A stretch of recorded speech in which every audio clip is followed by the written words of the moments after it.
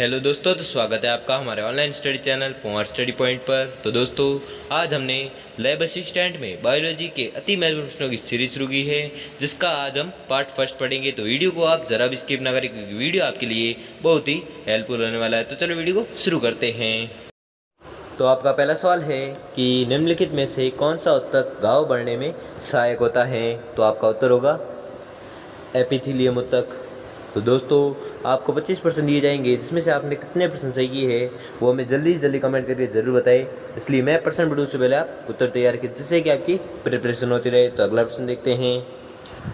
तो आपका अगला सवाल है कि निम्न में से कौन एक शरीर को गर्म रखने हेतु उत्तरदायी होता है। तो आपका उत्तर होगा वसामय उत्तक। अगला सवाल है कि तंत्रिका उत्तक की इकाई है। तो आपको याद रखना है न्यूरॉन। अगला सवाल है कि संवेदना का चालन शरीर के एक भाग से दूसरे भाग में किसके द्वारा होता है। तो यह होता है तंत्रिका उत्तक के द्वारा। अगला सवाल है ऊंट का कुबड़ किस उत्तक का बना होता है। तो आपका उत्तर होगा वसामय उत्तक का। ठीक है, ऊंट का कुबड़ किस उत्तक का बना होता है। तो वसामय उत्तक का बना होता है। अगला सवाल है कि मोटापा निम्न में से किसकी अधिकता के कारण होता है। तो आपका उत्तर होगा वसा उत्तक के कारण। ठीक है, वसा उत्तक की अधिकता के कारण मोटापा होता है। अगला सवाल है कि निम्नलिखित में से कौन उत्तक का उदाहरण नहीं है। तो आपका उत्तर होगा रक्त। अगला सवाल है कि मास्ट कोशिकाएं पाई जाती है। तो आपको याद रखना है संयोजी उत्तक में।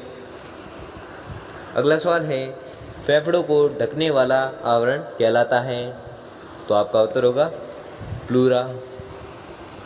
अगला सवाल है दांत का शिखर किसका बना होता है। तो यह बना होता है एनामिल का। अगला सवाल है नाभि रज्जु है। तो यह है प्रौढ़ संयोजी उत्तक।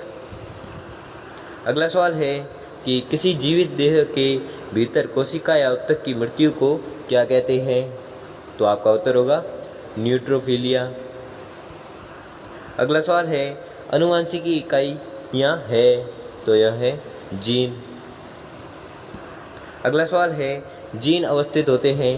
तो आपका उत्तर होगा गुणसूत्रों में। अगला सवाल है जीन है। तो जीन है एक डीएनए का भाग। अगला सवाल है जीन का वर्तमान नाम वाले वैज्ञानिक है। तो आपका उत्तर होगा जोहानसन। अगला सवाल है कोशिका में पाया जाने वाला आनुवंशिक पदार्थ है। तो यह है डीएनए। अगला सवाल है डीएनए का डबल हेलिक्स मॉडल किसने दिया। तो आपका उत्तर होगा वाटसन व क्रिक ने। अगला सवाल है कि माता पिता के गुण उनकी संतानों में किसके द्वारा स्थानांतरित होते हैं। तो आपका उत्तर होगा गुणसूत्र द्वारा। अगला सवाल है कि किस कारण एक माता पिता की सभी संतानें एक समान नहीं होती हैं। तो आपका उत्तर होगा उपयुक्त दोनों। ठीक है, आनुवंशिक विभिन्नता और वातावरण की विभिन्नता के कारण। ठीक है, विभिन्नता के कारण माता पिता की सभी संतानें एक समान नहीं होती हैं। अगला सवाल है कि मनुष्य में द्विगुणित क्रोमोसोम की संख्या होती है। तो यह होती है 23।